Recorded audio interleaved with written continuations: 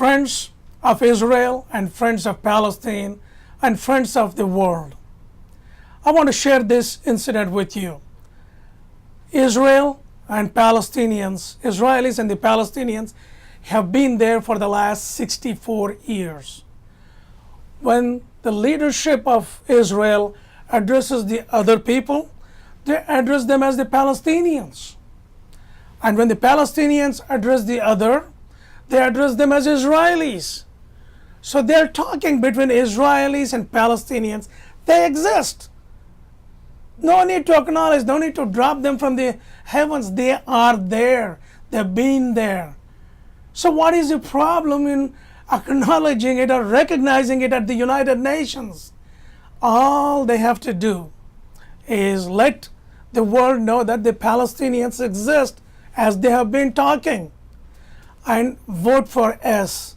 I hope Prime Minister Netanyahu asks the ambassador of Israel to be the first one to vote yes for Palestine.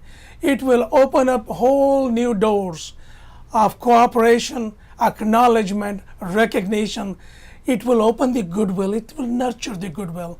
I hope they do that. Do you see a problem in recognizing Israel and Palestine? What is the problem with the Arab countries? They deal with the Israelis. Why just they don't say Israel exists? That's all it takes. It will open the whole new vistas. There will be peace in the Middle East by taking that one small step, opening their mouth and saying it. They're saying it. They just say it in the United Nations.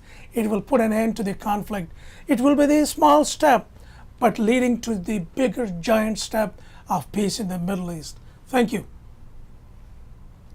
Now go to the next one. There is something very simple, something very basic we need to remember. I, as an individual, if I threaten, frighten my family members, my friends, or the people around me, do you think I will be safe? Do you think I'll be secure? I cannot go to sleep worrying that when I'm in a deep sleep, somebody is going to come and get me. Apply the same formula to the nations, whether it is us Americans or Israel or Afghanistan and any country in the world. If you threaten, if you frighten, if you harass the neighbors around you, you cannot have peace. You are always worried for that vulnerable moment when they are going to get you. Why live in fear when you have a choice to do the right thing? To acknowledge each other, talk with each other, bring peace. Mother Teresa said something very beautiful. I want both Prime Minister Netanyahu and the other Prime Minister Abbas to think about this. When you want to make peace, you talk with your enemies, not your friends. Both Mr. Netanyahu and Mr. Abbas, you don't need to talk with me, America, Canada, or anybody. You need to talk between you. That's who you need to make peace, not anybody else. Mother Teresa was so right. When you want to make peace, talk with your enemies. And a Chinese philosopher had something wonderful. He said, if you want to finish the enemy, make friends with them. If you fight with the enemy, they will fight with you. They will fight with you, you will fight with them. There is no end to this. But when you make a friend, you can go sleep in peace. Think about these two. You too, Abbas and Netanyahu, you can make the peace. It's in your hands. You can do it. You got to have guts. You will have people opposing you. You need to stand up against them and tell them this is the right thing. And this is very important for both of you to listen. Every morning when you wake up, make a habit, both of you. Mr. Netanyahu, look at in the eyes of children from Palestine, 5 children in your office. Look at their eyes.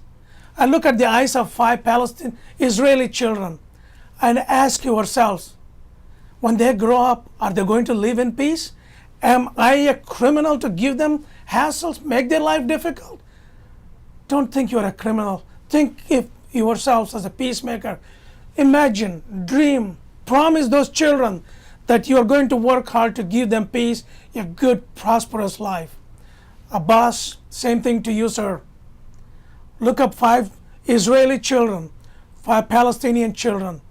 Think, I'm talking to not only Abbas and Netanyahu, I'm talking to every Israeli and every Jew, every Palestinian, Christian, Muslim, and Jewish Palestinians. Think about each other. If you don't respect, if you threaten each other, how can you expect peace? I, as an Israeli, I, as an American, I, as a Palestinian, cannot demand peace from you. If my heart and my mind is not peaceful, if I'm hateful towards you, how can I ask you to be peaceful to me? I have to drop it first. I am the powerful, I have to drop the first. Then I should look for you to drop it. It will happen. Peace is there in your hands, gentlemen. Abbas and Netanyahu, you can make the difference. Promise to those children every morning that they can look forward for a better future. And say to yourselves, am I a criminal? Everything I'm doing, negotiating with each other, doing all these things, is it going to peace and prosperity of those children? Or am I going to make it difficult for either children? No one can be in peace unless both are in peace. Think about this. And I ask the people of Israel and Palestine, to think about this seriously. Peace comes from each one of you, not the governments, not America, from you. It has to come from your heart. You want peace. Don't worry. If others don't do what you do, let's not there be any scorekeeping, Israel. If Palestinians take a misstep, forgive them. Don't take revenge. Don't do the scorekeeping. Scorekeeping multiplies the conflict. It aggravates the conflict. It is time for you guys to mitigate the conflict and nurture goodwill. You can take the steps to do it. Yes, you can do it. And we are with you if you do the right thing. Thank you.